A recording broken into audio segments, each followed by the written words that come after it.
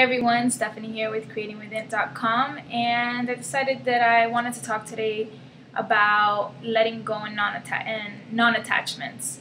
I think one of the fastest ways to grow and to accelerate one's growth is being able to cultivate the ability of learning how to let go. Sometimes we have so many things in our lives that no longer serve us, and having the ability to learn when to let go and not be attached to those things is going to be a huge help for you on your journey, because one of the greatest causes to our suffering comes from our attachments. We are creatures of attachments to a lot of things.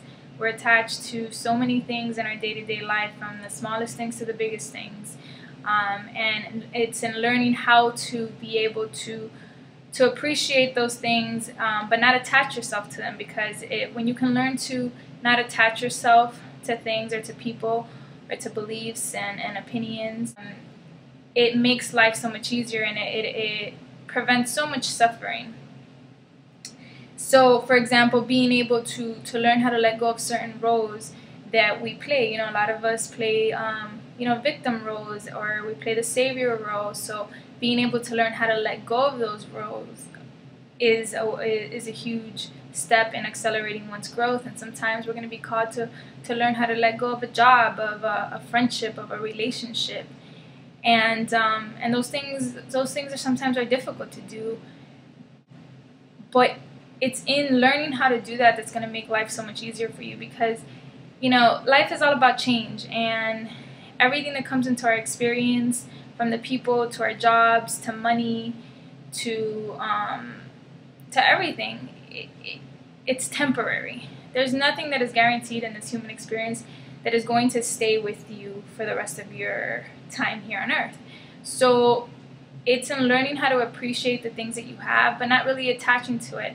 And I know that may sound weird sometimes, because I know that when I started disattaching myself from a lot of things, because I was a person that was attached to a lot of stuff, like people and my opinions, and even something as I played the savior role just like I played the victim role, but I played the savior role for a long time, wanting to save people and wanting to be there for people and help them. And even in that, I had to learn how to detach myself from that and learn to not suffer on behalf of other people. And that was, for me, I'd say one of the hardest things for me to learn how to detach myself from, because when I first grew out of that perspective and I was able to see a higher perspective, and I started not feeling the same attachments as I once did about helping someone, for me at the beginning that was very difficult, because I felt guilty, because it's almost like you feel like you don't care. But I really had to take it a step further and realize that it's not that I don't care, it's just that I have the ability now to come from a higher perspective, and I understand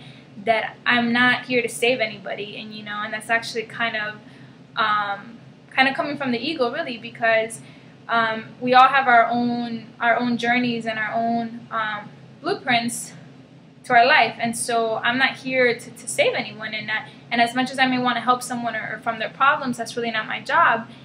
And it was in learning how to allow myself to let those that I love suffer, because sometimes we have to learn to let go of that, and sometimes people that we love are going to suffer, and we can't do anything about it.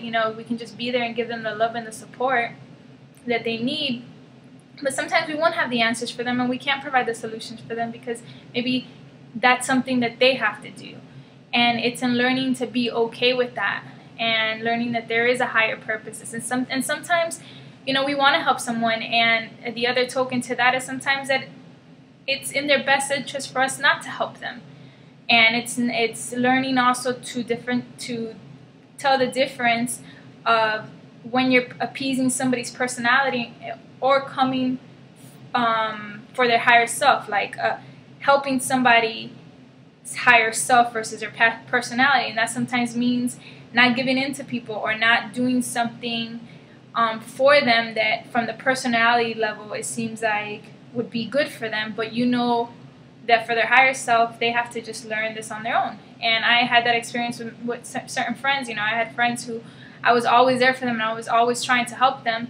And it got to a point where I had to realize I wasn't actually helping them, because I was just enabling them, enabling their behaviors and their cycles, because they had their own stuff going on and they didn't want to grow, or they weren't ready to grow at that moment, and that was okay. But I just didn't realize that at that point. And instead of helping them, I was really enabling them. So it's in learning to disattach from that, and that's been one of my greatest lessons to learn. But attachment comes in so many different forms: our opinions and our viewpoints and our beliefs, our judgments, because those attachments are what I feel create the most separations between people. Because I have an opinion, or I have a perspective of how I see the world, and now you may look at me and totally disagree with what I'm saying and think I'm crazy and that I'm spitting a bunch of garbage out of my mouth, for example. And that's totally okay. You have a right to feel that way, but it's when we attach ourselves so much to our own opinions that we can't step outside of ourselves just enough to be able to meet a person halfway, or to be able to try to put yourself in their perspective and to see things from their viewpoint, and not necessarily have to take their viewpoint on, or being able to listen to someone without allowing it to become judgmental, or that you have to go on the attack and attack another person because they don't see things the way that you do.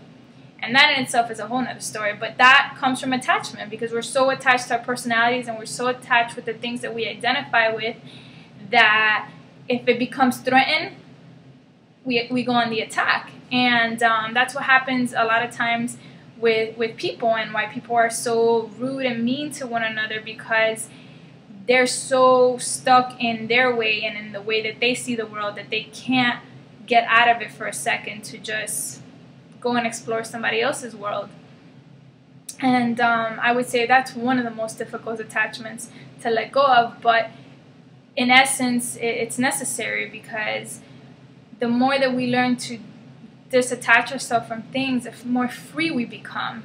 And the more free we become, the less suffering you have, because so much of our suffering just comes down from bondage, the things that we attach ourselves to. And you know, like I said earlier, life is about change and contrast, and things are always going to keep changing. And if you can learn to cultivate the ability to become comfortable with change, and to become comfortable with enjoying something, but not needing to attach yourself, and not needing that thing to make you feel a certain way. You know, and even like letting go of people's praises. Sometimes we're attached to praise and to validation from other people, and sometimes you have to learn how to not attach yourself to that, and to be able to follow your own voice despite what everybody else is telling you. So right there, you're seeing how attachment comes in so many different forms. And even in our preferences, sometimes we have attachment to doing things a certain way, or to having our food a certain way. I mean, it comes down to the littlest things, and it doesn't mean that we can't have preferences. It just means that anything that you have an attachment to, that means that you need, and you feel like you need it. And if you feel like you need it, the day that that's not there, or the day that that thing gets threatened, you're going to suffer. It's going to cause you suffering. And so, you know, that's why it's something good to ponder and to think about, because it is part of the growth. And a way to accelerate your growth is to start practicing. And you could take small steps every day in your life to learn how to cultivate non-attachment. Look at the things in your life right now that you're attached to, and try to do things differently, and try to imagine yourself what it would be like if you didn't have those things, or if you didn't have those attachments. So yeah, I hope you guys got a little bit out of this, and I will talk to you guys next time here on creatingwithin.com, and we'll talk soon, guys. Bye.